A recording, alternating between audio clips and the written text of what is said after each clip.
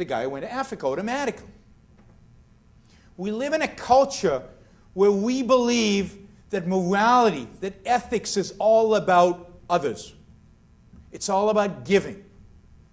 It's all about taking care of other people. It's all about being selfless. When we talk about selfless behavior, wow, that's great. That's admirable, right? That's something to be respected. Self-sacrifice is viewed as the ultimate virtue. He gave of himself without any expectation of return. Right? Remember what sacrifice is. Giving without expecting anything in return. Or giving while expecting something in return less important than what you gave.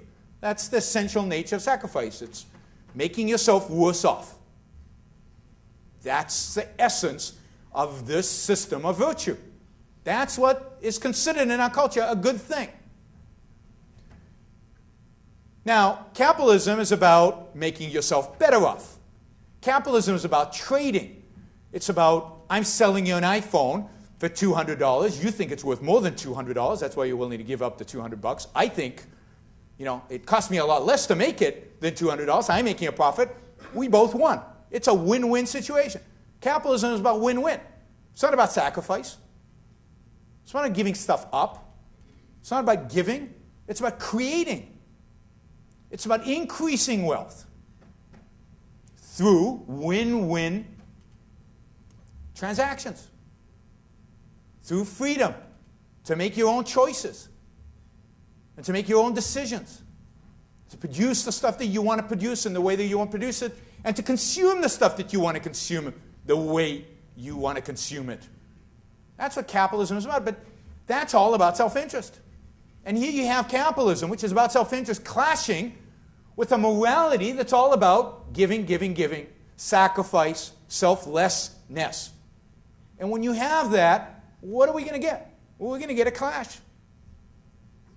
These two systems, this ethic and this economic social system, do not work together. The one is rewarding everything that the small system says is bad. Because it's not just that the small system says that selflessness is bad. What does it say about being selfish or self-interested? That's out and out wrong. That's evil. That's bad. Or at best, that's neutral. Certainly not virtuous. There's nothing good about being self-interested in this ethical scheme, and therefore there's nothing good about participating in the marketplace, and therefore there's nothing good about capitalism. And they pull a really neat trick, which is really cool if you think about it, because it's determined history, I think, for at least the last 100 years. They managed to associate this concept of self-interest not only with the creation of iPods and the creation of real value and real products and win-win, but they've also managed to associate this idea of self-interest with Bernie Madoff, with liars and cheaters and stealers and people who are out and out evil people, bad people. And we are now supposed to assume that they're self-interested too. So self-interest is both being productive and stealing. And actually what they tell you is if you're really self-interested, if you're committed to self-interest, what do you become? You become Bernie Madoff. Now, Bernie Madoff, think about this. Bernie Madoff is being self-interested. And I know a lot of people think this. But think of what this guy did. He stole from the people closest to him. People he schmoozed with at the country club. Right? He stole from his closest friends. He lied daily to the people he was with every single day. He lied constantly to his family, to the people who worked on the other side of the business. And his whole life was one big lie. According to his own testimony, he fell asleep. He had a hard time falling asleep every night because he was worried about being caught. And it's not about being caught by the authorities. It's about being caught by your friends, by your family. He was turned in by his sons. How embarrassing and humiliating is that?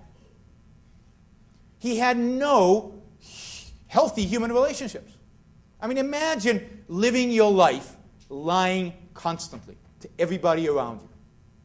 Now, that's a self-interested behavior, right? Leads to a wonderful life. Well, it leads to happiness and success. Yes, he got a lot of money. But it's funny that, I have to remind people that it's not all about money. Right?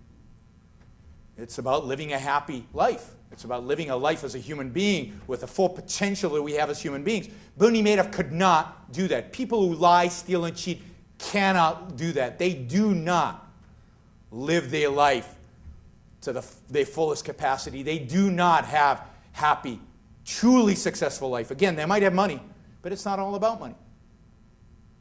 So what this ethic of selflessness, of self-sacrifice has taught us is that self-interest is bad, and self-interest is associated with these behaviors that we think are really, really bad.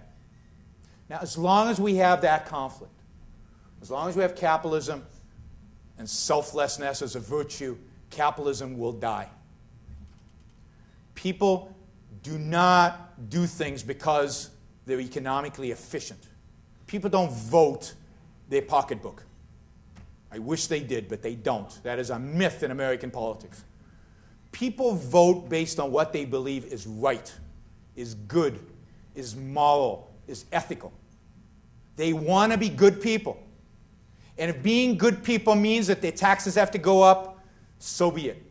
If being good people means that they have to, absorb more controls over their businesses, so be it.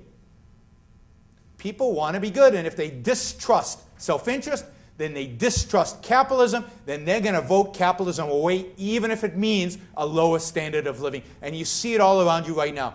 Is there anybody who actually thinks that the standard of health care in the United States will increase because of this health care bill that just passed? Nobody believes that. Now, it will maybe for a small segment of the population. But we're willing to sacrifice the vast majority of Americans who have great health care insurance and health care benefits for the sake of a small group that doesn't have it. Why? Because we've been convinced that self-sacrifice is noble, that selflessness is a good thing. And if they need something, it would be wrong, it would be immoral for us to deny it to them, even if it means that our health care will be worse off because of it. Ethics drives all of this. We look at Wall Street, what do we see? We see financiers making money. We don't see anything else because, Bill Gates can somehow hide behind a product, software, right? And all of us are familiar with this product. The guy writing derivatives has nothing to hide behind. He serves an important function in the economy, and some other time I could explain to you what that is. But it's not easy to show. So we go after Bill Gates a little bit, but we go after Wall Street a lot because we don't really understand what they do, even though what they do is productive. What we do see is their self-interested behavior. We see them trying to make money, trying to make a profit. And that's a no-no.